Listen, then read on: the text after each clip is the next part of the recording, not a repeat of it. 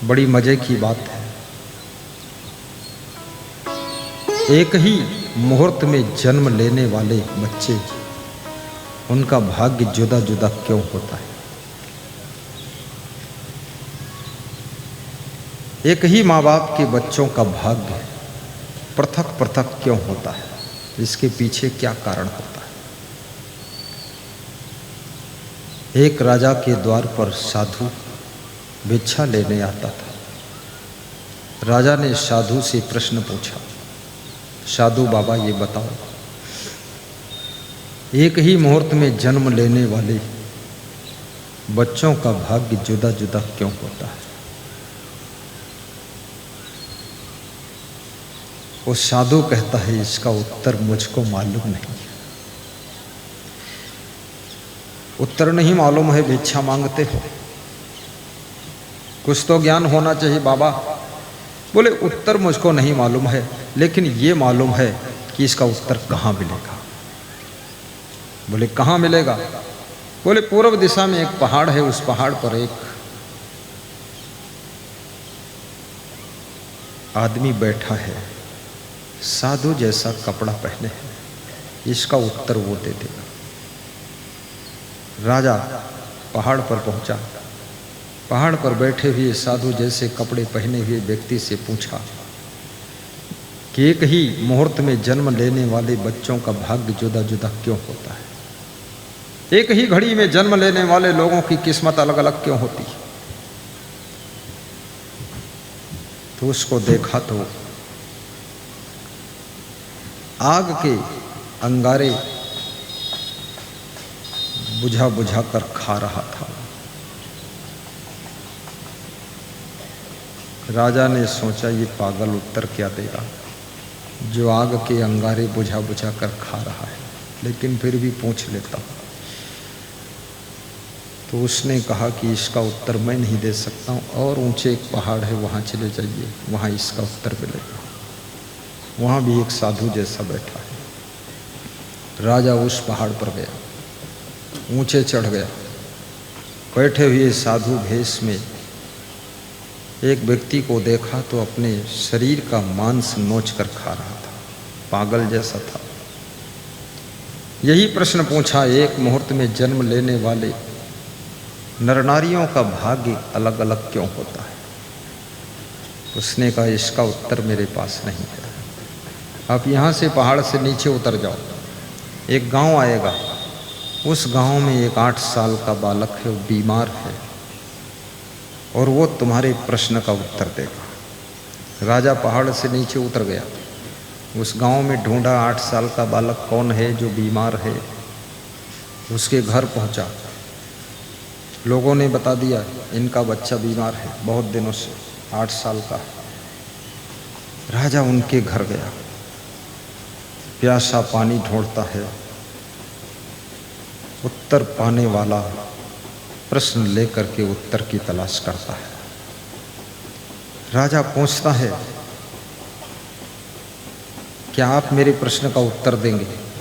तो उस बालक ने हंस करके कहा, तुम्हारे प्रश्न का उत्तर देने के लिए ही मैं जिंदा हूँ, नहीं तो मैं बीमार हूँ, कब का मर गया होता। आइए बैठिए, पूछो प्रश्न।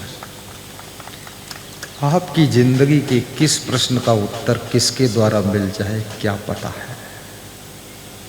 आपकी जिंदगी की समस्या का समाधान किस द्वार पर हो जाए क्या पता है? आपके दुख किसके आशीर्वाद से मिट जाए तुमको क्या पता है? आपकी जिंदगी की पीड़ा किसके दर्शन से दूर हो जाए तुमको नहीं पता है।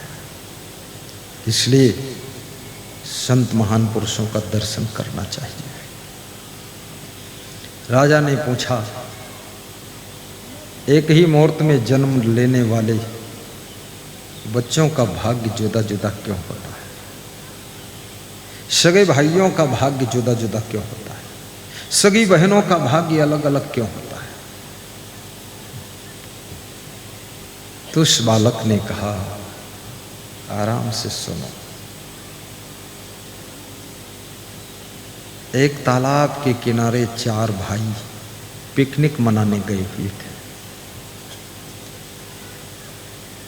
दाल और बाटी बना रहे थे। दाल बाटी बन कर के तैयार हो गई, खाने के लिए बैठ गए। चारों भाइयों ने 4 बाटी बनाई थी। जब खाने के लिए तैयार हुए, सबको एक एक बाटी अपने अपने पत्तल पर मिल गई। उसी समय एक भूखा साधु आया और वो मांगने लगा। बड़े भाई से मांगा कि जरा एक बाटी दे दो, आधी बाटी दे दो, भूखा बहुत हूँ। तो उसने जवाब दिया बड़े भाई ने, तेरे को बाटी दे दूंगा तो मैं क्या आग का कोयला खाऊंगा, राख खाऊंगा? तो वही व्यक्ति मर करके पहले वाले पहाड़ पर आपको मिला है। उसका दिमाग क्रैक हो गया है और आग को बुझा बुझा कर कोयला बनाकर खा रहा है। उसको ये मिला। दूसरे पहाड़ पर जो मिला, दूसरे भाई से जब बाटी मांगा उस साधु ने, तो उसने कहा तेरे को खिला दूंगा तो क्या मैं अपना मांस खाऊंगा? तो वो भी पागल होकर पैदा हुआ है, वो अपना मांस नोच नोच कर खा रहा है। और तीसरे भाई से जब मांगा कि तुम बाटी दे दो, तो उसने उत्तर दिया था तेरे को बाटी खिला दूंगा, क्या मैं भूखों मरूंगा? तो तीसरा भाई कोई और नहीं था, वो मैं था।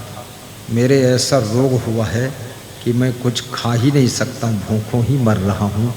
मैं वही पैदा हुआ हूँ जिसने बाटी नहीं दिया था खाने को और कहा था भूखों मरूंगा, तो मैं भूखों ही मर रहा हूँ। बोले चौथा भाई, उसने आधी बाटी तोड़कर उस साधु को खिला दिया था, आधी स्वयं खा लिया था। वो चौथा भाई कोई और नहीं है, वो आधी बाटी के पुण्य से वो तुम ही हो। तुम उसी पुण्य से राजा हुए हो और हम लोगों की ये दशा हुई।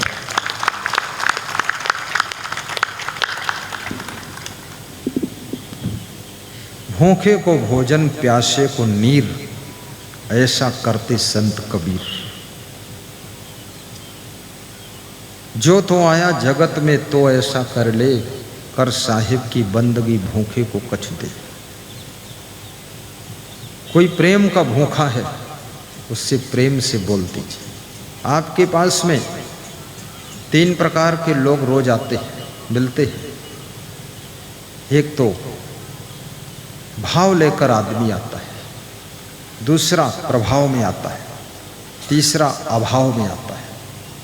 जो भाव में आता है वो केवल आपके प्रेम भाव का भूखा होता है। जो अभाव में आता है उसके पास कोई कमी है, उस चीज को पाने के लिए आता है। और जो प्रभाव में आता है वो अपनी अकड़ दिखाने के लिए तुम्हारे पास आता है कि मैं भी कुछ हूं, समझ लेना।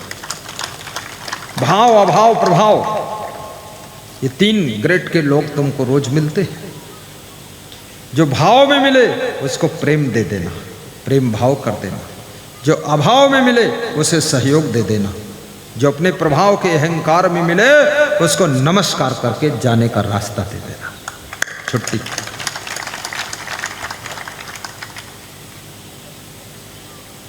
राजा मुस्कराने लगा कि आधी बाटी साधु को खिलाने का इतना बड़ा पुण्य हो सकता है? बोले ये सामने है, हम तुम चारों सगे भाई थे, आज अलग अलग पैदा हुए। इसलिए हर जीवात्मा का भाग्य जुदा जुदा होता है। ये जो अभी तुम सेवा करते हो ना, भोजन खिलाते हो, किसी को पानी पिलाते हो, प्रसाद बांटते हो, दान पुण्य करते हो, देखने में लगता है हम दे रहे हैं, लेकिन सच्चाई ये है वो 10 गुना वापस तुम्हारे पास लौट कर आने वाला है। दे नहीं रहे, सब आएगा। आकाश में फेंके हुए फूल थोड़ी देर के बाद आपके सिर पर ही गिरते हैं। आकाश में फेंकी हुई धूल थोड़ी देर बाद आपके सिर पर गिरती है। आकाश में फेंके हुए कंकड़ पत्थर थोड़ी देर बाद तुम्हारे सिर पर गिरती है और सिर पे चोट लगती है। इसलिए याद रखना, फूल की वर्षा कीजिए, कंकड़ की वर्षा मत कीजिए, ताकि तुम्हारी जिंदगी में